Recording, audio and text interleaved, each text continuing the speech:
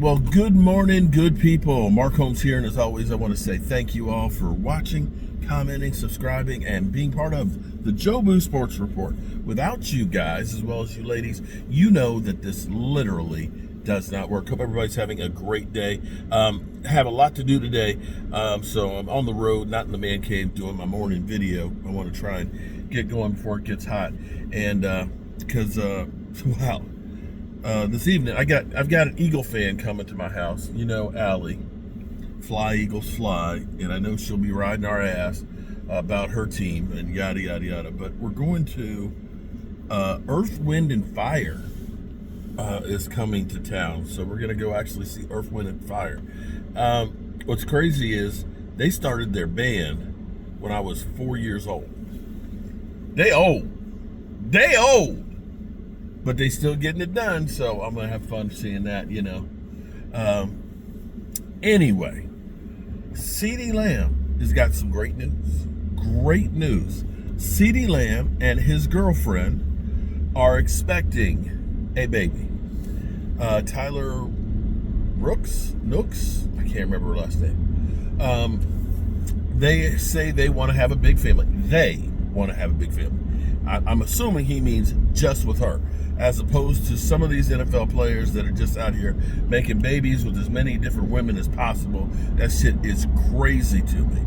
But what Ceedee Lamb said, that, you know, he's always wanted a big family and things, but he wanted it to be at the right time, and right now is the right time to start that family. So congratulations to Ceedee Lamb and his girlfriend, and you know, you're starting the process of a lifelong, trust me, it's lifelong. My kids are in their 30s, and I'm still dad.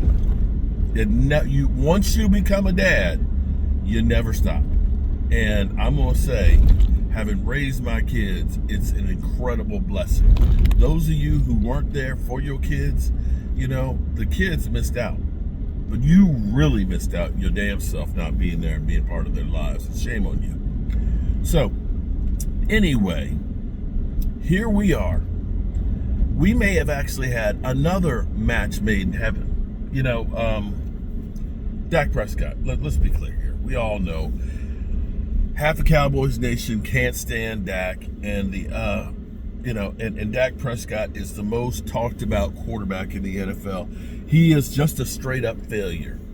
You know what was funny was, I have to say, when you hear how they cut down Dak Prescott and say he doesn't have playoff success, he's just a regular season quarterback and things like that, and nothing else matters. So let me ask you a question then. How come Justin Herbert is so highly rated? Why is Justin Herbert so highly rated? He's 0-2 in the playoffs. 0-2. Including a game in which his team got 5 interceptions from another stiff. 5. They were up 28-0 in the first quarter and lose 31-34. How come that guy doesn't get any, he's a bum. 0-2 in the playoffs. Tons and tons of yards. More yards than anybody else first 5 years, I think, to start his career. Right? Yet, for some reason, him imploding in the playoffs doesn't get the Dak Prescott treatment. Look the numbers up. I'm not lying to you. They say, well, Dak Prescott's numbers don't mean anything because it's just regular season. Okay. I can take that argument. Then why isn't it matter with Justin Herbert? Now here's where we actually may have a match made in heaven. Dak Prescott, last year was a bad year for everybody in the Dallas Cowboys. Let's be clear. It was a bad year. And sometimes you have to hit rock bottom before you can affect change. And the Cowboys have made changes.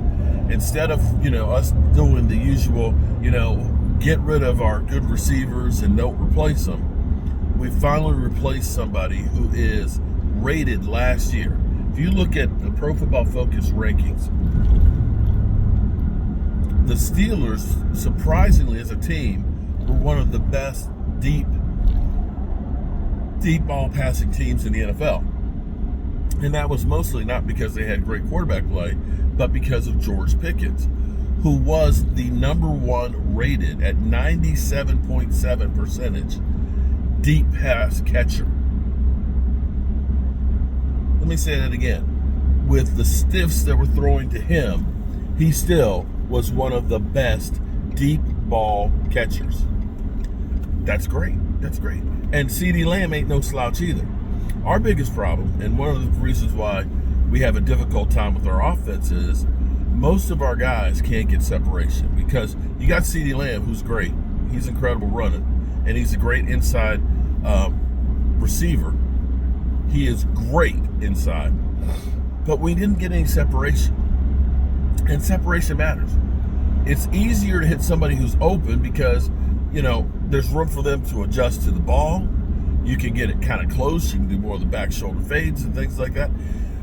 But when they are constantly covered, and you can look at our guys in some of those games where you look at it and say, there's nobody open. The Cowboys were one of the worst at separation in the NFL, and have been for a couple of years. And that's mainly because your second threat has not been that kind of guy. Well, that's going to change with George Pickens. George Pickens going deep. Here's the thing that people don't understand. Over the since 2016, deep ball passing, one of the highest rated guys is Dak Prescott at deep ball. Even with last year being as bad as it was, from 22 to 24, okay? Even with that, Dak Prescott deep ball, I think, was rated 4th.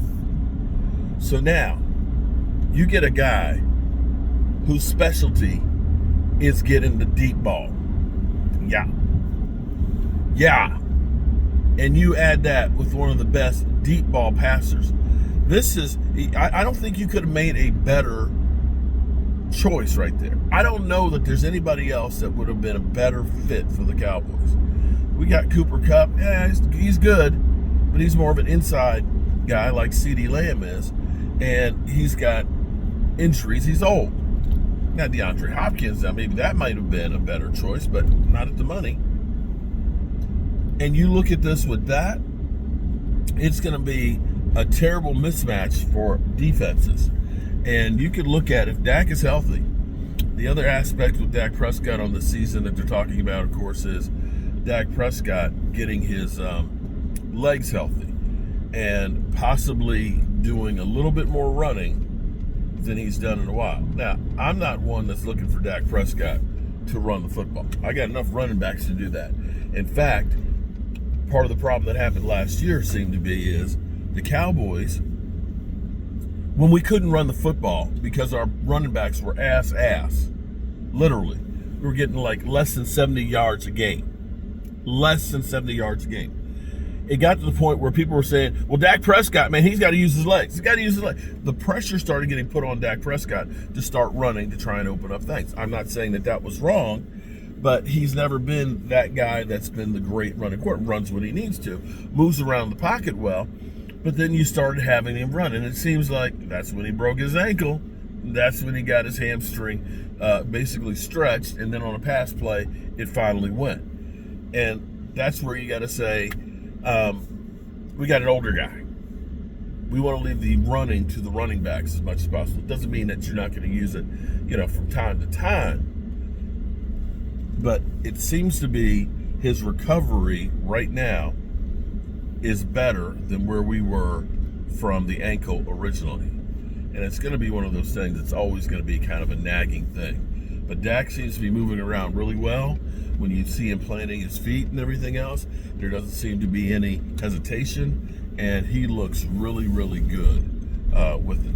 And so, with us being strong in the middle, especially with Cooper Beebe, I'm going to say Cooper Beebe will be pretty much extremely important, because one thing that used to happen a lot with Tyler Biadasz, when he faced the really good one technique guys is they were able to get up underneath his pads and basically lift him up and drop him off in Dak Prescott's lap. In which case, Dak is trying to climb the pocket and make some moves in order to get a line of sight to see the receivers.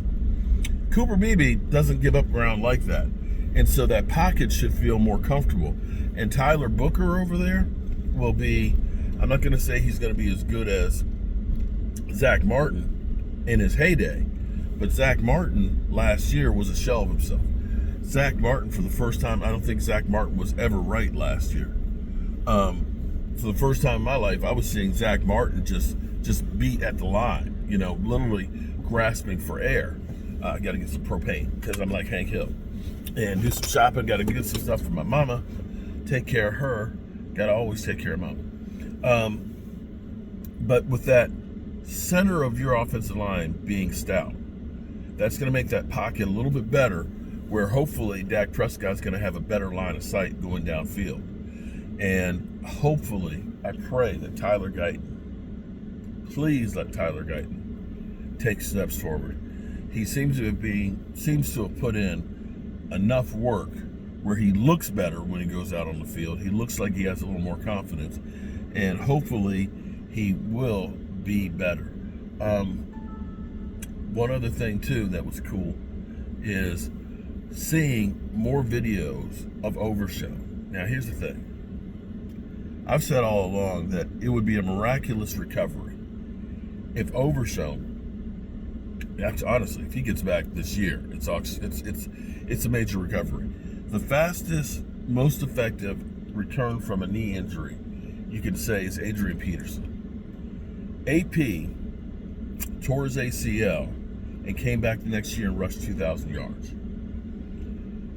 Overshell, having hurt his, was it December? If Overshell comes back within a year, that's a miracle in itself. Because it wasn't just the ACL, it's the ACL, the PCL, and the MCL. He's got a brand new knee. If he comes back at all, it's already miraculous. But looking at him, we're still a month away from training camp. We're still 74 days, 2.5 months from the opening season. So you could look at this and say, coming back in October, 3 months. 3 more months to strengthen that leg. I think he's going to be back sometime in October. And that would be a major boost. And you look at how the schedule sets up, where it's tough because we open against the Eagles, but the Eagles aren't going to know what to expect. And the Eagles, this may be the advantage for the Cowboys. The Eagles usually start the season kind of slow. And if that is the case, if the Cowboys, George Pickens, can come out there, because now they got rid of all their veterans in the secondary. They got a lot of new guys. You are not going to know what to expect from the Cowboys offense. And you may all of a sudden open this thing up with the deep pass and shock the world. Now, I'm not saying the Cowboys are going to win that game. I'm not going to guarantee it or anything like that. I'm going to say that the Cowboys have no chance at it, I don't know about that. I don't know. But I tell you what, if the Cowboys find a way to win that game, and then they have some winnable games in front of them, we got the Giants and the Bears and teams like that, they could get some confidence early in the season. If they can start the season out 4-2.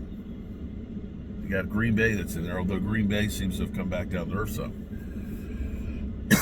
You got the Bears, you got the Giants. I'm trying to think of who else is in there offhand. But you could start the season off and get some momentum. Then, for the Eagles, they've got a tough schedule because they've got teams in front of them. Their first part of their season is Murderer's Row. They could start questioning themselves if they lost to the Cowboys early. So that game is huge. It is huge. So we'll see what we see. And we're at least 30 days away from training camp starting. So there's that. As always, good people, I appreciate y'all. I'm going to get my stuff done. and get back to the man cave. I got more work to do. My if you follow my other channel, you guys have seen where I rebuilt the closet. Basically, we took what used to be Michael's bedroom growing up, and we made it into my wife's dressing room. I built built-in bookcases or racks and stuff in there, and she decided that she wanted another guest room. So we ended up taking down all those cabinets and then putting them in the closet that's in our bedroom. Can't believe we got them all fit in there. And she purged a lot of her clothes because she's retired from United Way and she doesn't use all that stuff anymore. So she's pared down, which is great. So we got back here Tuesday afternoon and I had to fix the floor where the cabinets, because when the cabinets were in, I redid the floor upstairs. They went up to the cabinet, so I had to find some flooring to match it. Fix the floor, paint the room, and build a platform bed because we have company coming this weekend. I got the bed built. The only thing I haven't done for it is building the drawers, but I got the wood for that. It won't stop them from being able to sleep at the house. But my wife, of course, is getting things straightened up for our friend Allie to come in. And I'm running around getting some stuff done. As always, good people, I appreciate y'all, and I'll see you soon. Peace out.